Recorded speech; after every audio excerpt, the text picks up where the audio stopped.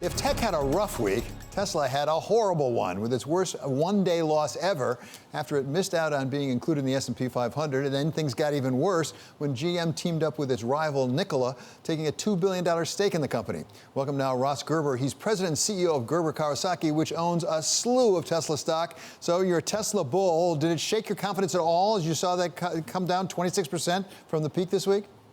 Well, no. I mean, in fact, I was more worried that it would keep going up, and it's like scary how much it's gone up.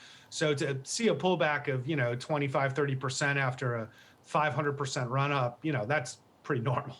So this is clearly the growthiest of growth stocks, if I can say that. It's really betting on the come, as it were. It's going to keep growing up. What's the proposition that says that it can keep going this way? How many cars is it going to have to make? Because right now, if you look at the number of cars it makes compared to its valuation, it's not that great.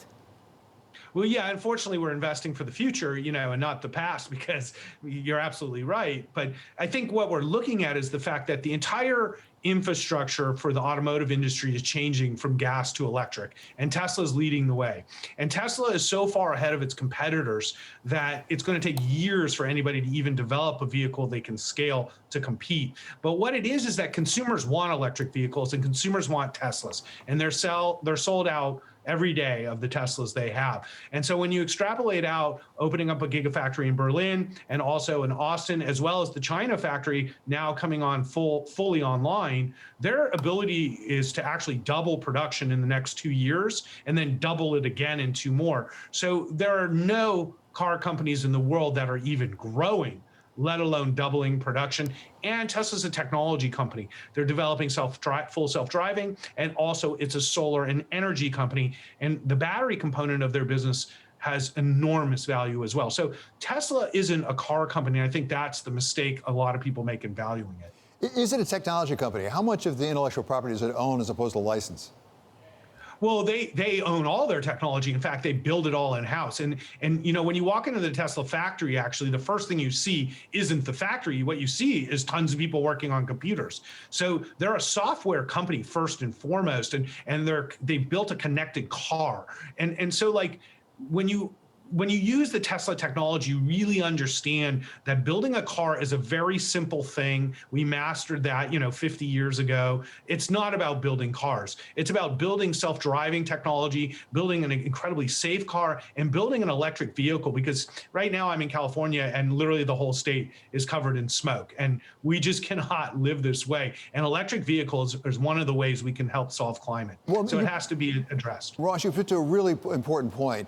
How much of the future of Tesla, the future growth of Tesla, is based on actually what the government does? I mean, we have right now Joe Biden run for president saying he's going to have a very different energy policy from President Trump. China has been out in front often and saying we got to have electric vehicles. How much is this really driven by government regulation?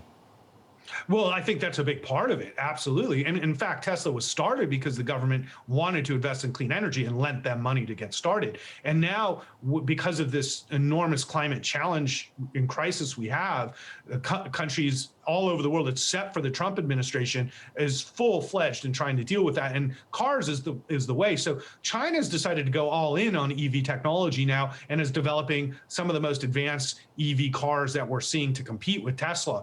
And Tesla is also one of the top, if not the top selling EV in China.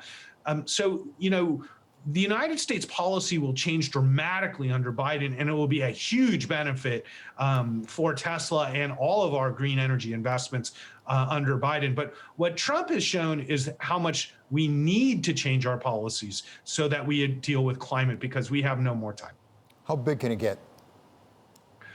Well, I've owned Apple my whole life, and if you would have told me 20 years ago Apple would be worth $2 trillion and the products and services, I would have said you're crazy. Yeah. So I don't know what Tesla will be worth, but if you look at dominating energy and storage, if you look at dominating EVs and self-driving technology, I mean, Tesla's $1 trillion company at some point. So, I think for a long-term investor, I hope Tesla pulls back more. It would be a great opportunity for the long-term investor.